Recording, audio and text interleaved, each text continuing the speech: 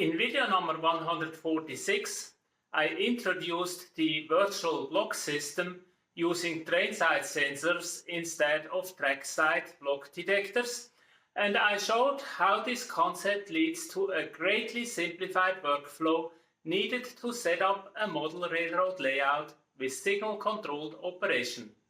In this video, I'm going to explain the technologies used to make it happen, show you what I already have working and what elements still need to be developed. Hello everyone and welcome to the IoTT channel. I'm Hans Tanner. Welcome to all new subscribers and welcome back to everyone else. I'm happy you made it here and thank you for your support of my channel. What I'm trying to do, as discussed in the last video, is getting rid of the trackside block detectors that are usually used to detect the location of trains. The main problem with them is that they form an extremely static system that requires a lot of wiring and therefore is a nightmare to change. This is particularly true for garden railroads, where all of a sudden we are looking into hundreds of meters of wire to make it happen. The basic idea is to replace trackside detectors with a train-side sensor sitting in the locomotive or rolling stock that measures the distance the train is moving. If the geometry of the track system is known, this, along with the position of turnouts, is sufficient to know the exact location of the train at any time with a precision a block detector cannot even remotely match. It's no longer that we just know that the train is in a block, we also know its location within the block, down to the millimeter.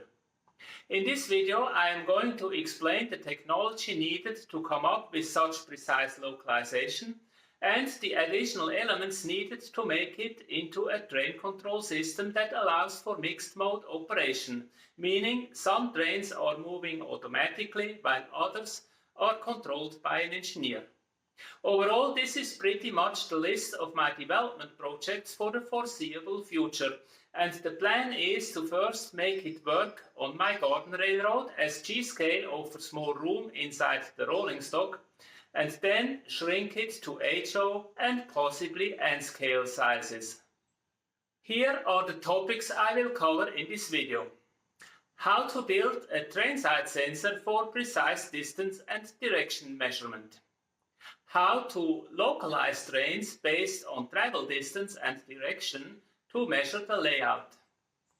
How to localize trains based on track geometry and distance to update block statuses, and how to periodically recalibrate the sensor for error correction.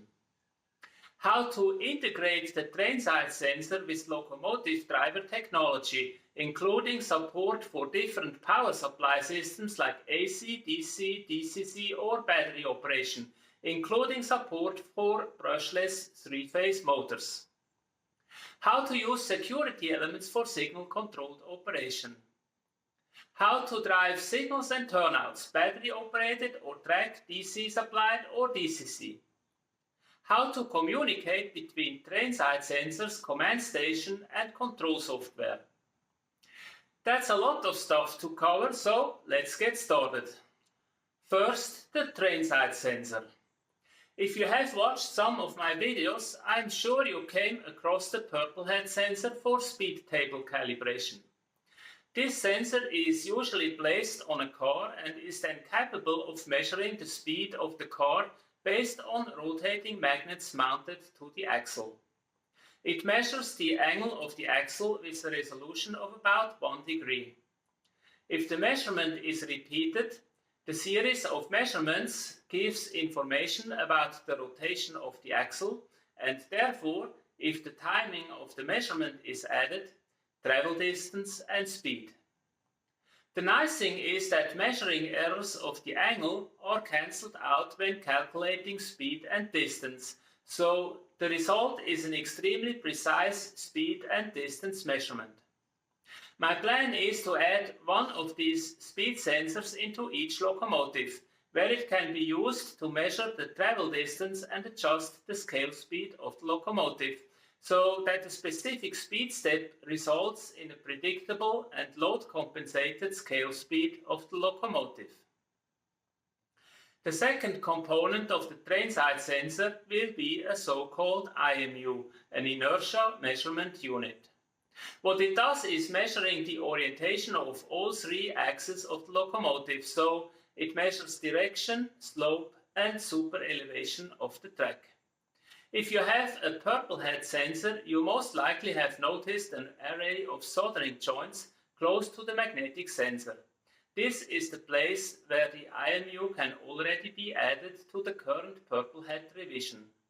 The reason it has not been available, at least as an option, is that after the pandemic the IMU chip was not available for quite some time. In the meantime, the chips are available again and I'm going to build one into my locomotives. For the localization process we need to distinguish two different use cases. The first is localization to develop a geometric model of the track, while the second is localization of a train when the geometric model is already known.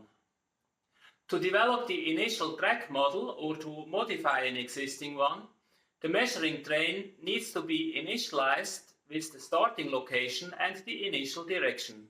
When the train is moving, the sensor is recording the movement vectors, so the direction and the distance. All the vectors together define the traveled track segment.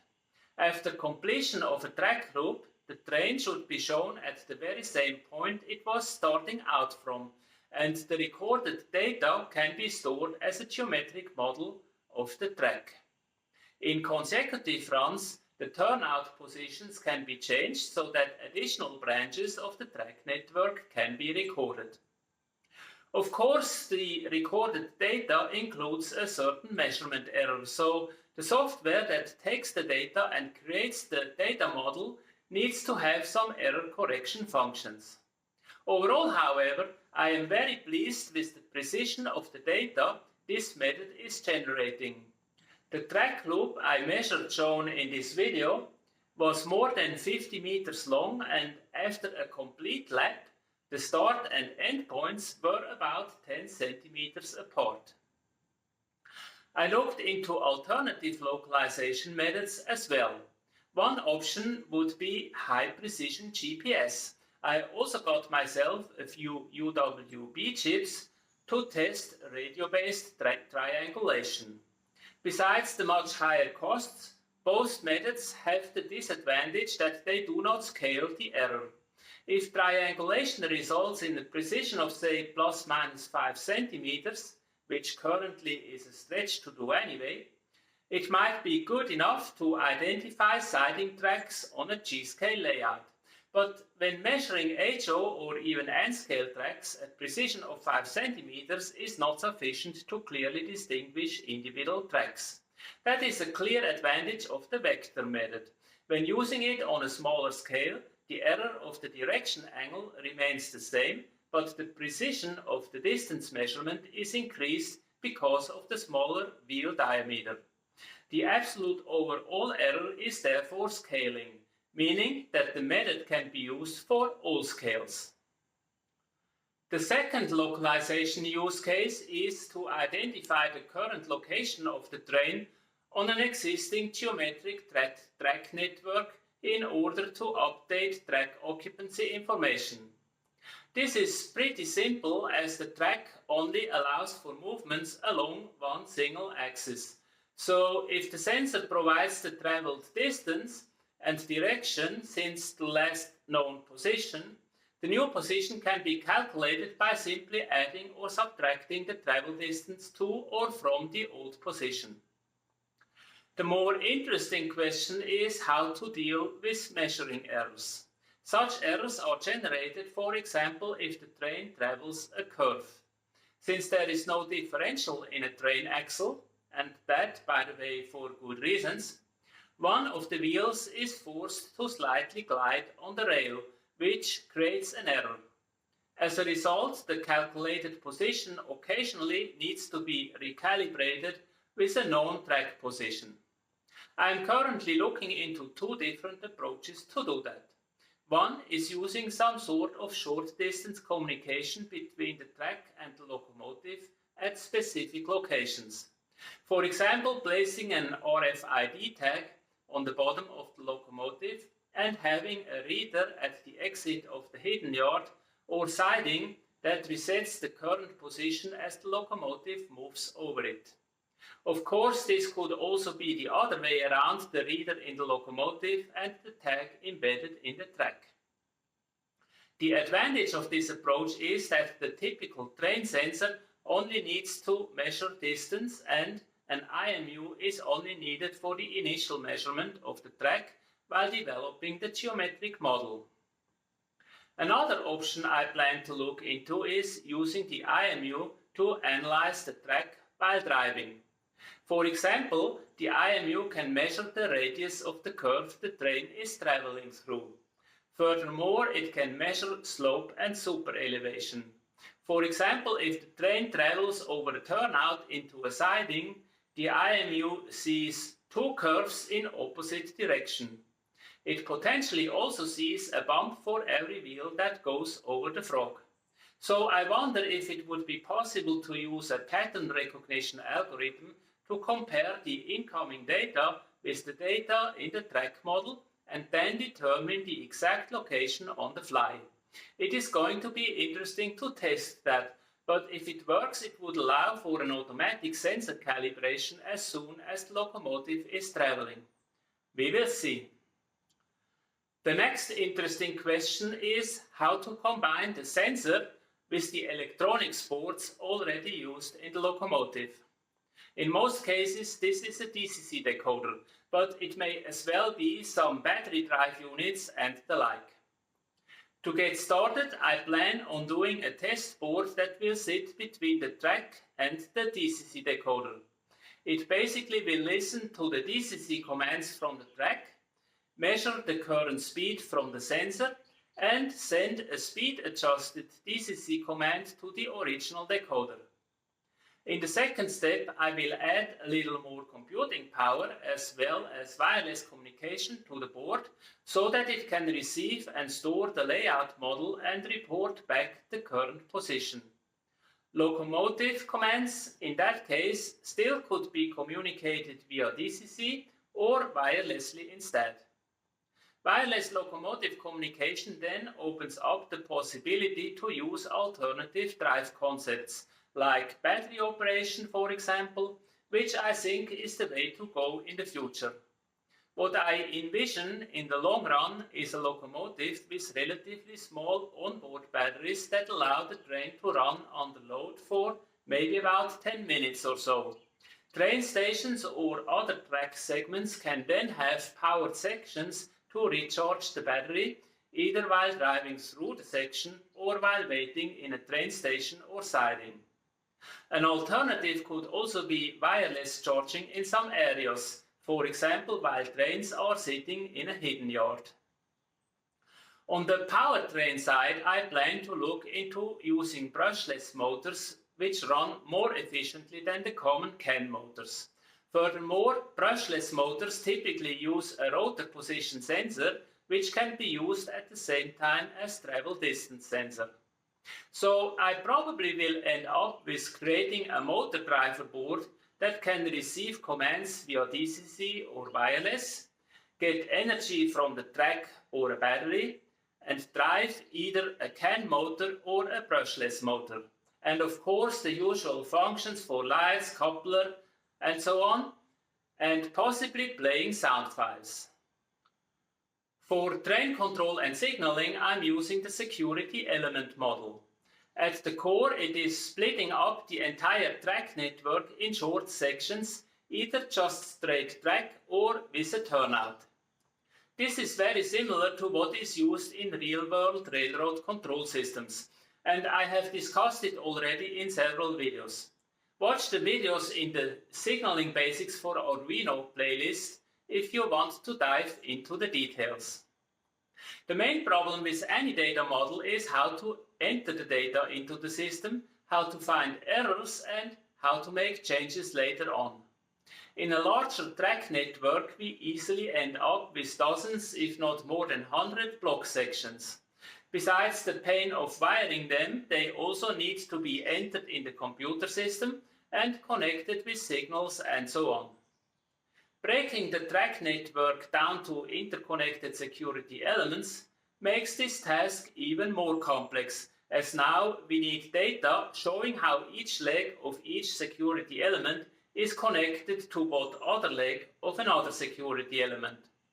If this data needs to be entered manually, it no doubt is nightmare. I did some manual tests with my N-scale test track. It only has a total of 12 security elements, but entering all that data without making any mistake that would lead to malfunction of the signaling system turned out to be quite cumbersome. The good news is that there is no need for manual data entry. The plan is to use all the geometrical track data gathered during the measuring runs and convert it automatically to an operations model which consists of a network of security elements with none or one turnout each. Once the security elements are defined, the location of the signals is determined as well. All the user has to do is assigning addresses to turnouts and signals and possibly move the signal location to the desired position within the range given by the security element. Regarding turnout hardware, I initially planned to go with what is available, so mainly electric turnouts controlled via DCC. Since there are no isolated blocks needed, turnouts can draw power from the tracks wherever it is. In the long run, I may look into controlling turnouts wirelessly and power them either via a separate wire or a battery. The advantage of going wireless for turnouts is that it is very easy to implement reporting of the turnout position.